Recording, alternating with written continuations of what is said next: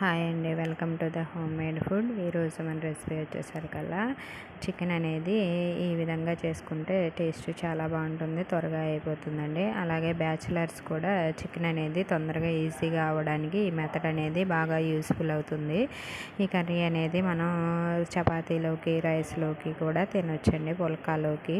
చాలా ఈజీగా త్వరగా అయిపోతూ ఉంటుంది. ఒకసారి మీరు కూడా ట్రై చేసి చూడండి, చాలా బాగా వచ్చింది కదా. మీరు కూడా ఒకసారి ట్రై చేసి చూడండి. నా ఛానల్ కనుక మీకు నచ్చినట్లయితే ప్లీజ్ లైక్ చేయండి, షేర్ చేయండి, సబ్స్క్రైబ్ చేయండి. సబ్స్క్రైబ్ చేయడం మాత్రం మర్చిపోవద్దు.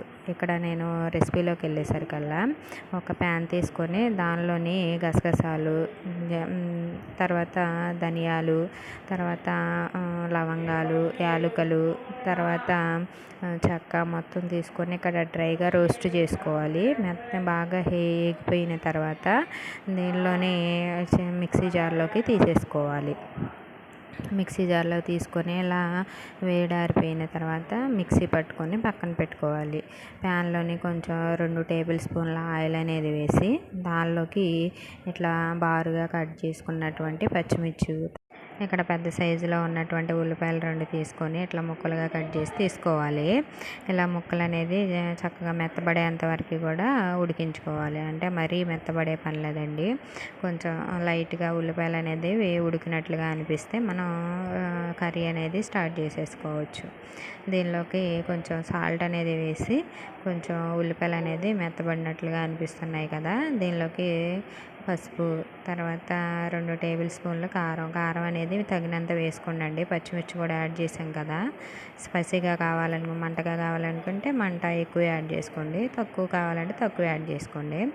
ఇలా మొత్తం వేసుకొని కలుపుకున్న తర్వాత మూత పెట్టేసుకొని ఒక 5 నిమిషాలు మగ్గించుకోవాలి. చక్కగా మగ్గిపోయినాయి కదా. ఇప్పుడు 2 టమాటాలు పెద్దవి తీసుకొని ఇట్లా ముక్కలుగా కట్ చేసి మొత్తం కూడా తీసుకోవాలి. తీసుకొని టమాటాలు మొత్తం కూడా మగ్గేంత వరకు కూడా లో ఫ్లేమ్లో పెట్టి మూత పెట్టేసుకొని మగ్గించుకోవాలి. టమాటా అనేది బాగా మెత్తగా మగ్గితే గుజ్జు అనేది వస్తుందండి. ఇట్లా టమాటాలు మగ్గుతూ ఉన్నప్పుడు నేను అల్లం వెల్లుల్లిపాయ పేస్ట్ అనేది వేస్తున్నాను. అల్లం వెల్లుల్లిపాయ పేస్ట్ అనేది ఫ్రెష్ది ఉండాలండి, ఫ్రెష్గా ఉంటేనే చాలా బాగుంటుంది. ఫ్రిడ్జ్లో పెట్టుకున్నది ఎప్పటిదో వేయకూడదు కాబట్టి ఫ్రెష్గా ఉన్నది అప్పటికప్పుడు దంచుకొని వేసుకోవాలి. వేసుకున్న తర్వాత ఇట్లా మొత్తం కూడా చక్కగా మగ్గిపోయినాయి కదా టమాటాలన్నీ కూడా. ఇప్పుడు దీనిలోకి మనం కడిగి శుభ్రంగా పక్కన పెట్టేసుకున్నటువంటి చికెన్ అనేది యాడ్ చేసుకోవాలి. ఇలా యాడ్ చేసుకొని మొత్తం కూడా చక్కగా కలుపుకొని ఉడికించుకోవాలి.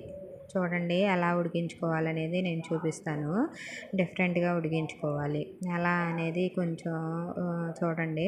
ఇట్లా మూత పెట్టేసి దానిపైన వాటర్ అనేది పోసేసి, వాటర్ అనేది హీట్ అయ్యేంత వరకు కూడా మగ్గేంత పొగలు వస్తున్నాయి చూసారు కదా, అలా వీడియో క్లిప్లో చూపించిన విధంగా అట్లా పొగలు వచ్చేంత వరకు కూడా మనం లో ఫ్లేమ్లో పెట్టి మగ్గించుకోవాలి.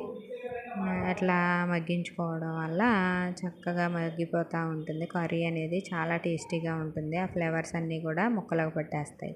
చూడండి చాలా చక్కగా ఉడికిపోయింది కదా, దగ్గర పడిపోయింది. ఇట్లా ఉడికిపోయిన తర్వాత మనం ముందుగా పక్కన చేసుకున్నటువంటి పొడి ఏదైతే ఉందో గరం మసాలా పొడి మొత్తం కూడా వేసుకొని, తర్వాత చికెన్ మసాలా పౌడర్ అనేది వేసుకున్నాను. నా దగ్గర ఉంది వేసుకున్నాను, లేకపోతే వేసుకునే పని లేదండి. తర్వాత 2 ఇక్కడ మనకి అదే పుదీనా కానీ, కొత్తిమీర కానీ ఆకులు ఉంటే అవి కూడా వేసుకోవాలి. ఇలా వేసుకొని మొత్తం కూడా కలిపేసుకుంటే మనకి కర్రీ అనేది రెడీ అయిపోతుంది. చూడండి ఎంత చక్కగా వచ్చిందో, చక్కగా ముక్క అంతా కూడా ఉడికిపోయింది కదా. మీరు కూడా ఈ విధంగా ట్రై చేసి చూడండి, చాలా బాగుంటుంది. ఓకేనా, థ్యాంక్ యూ, బాయ్.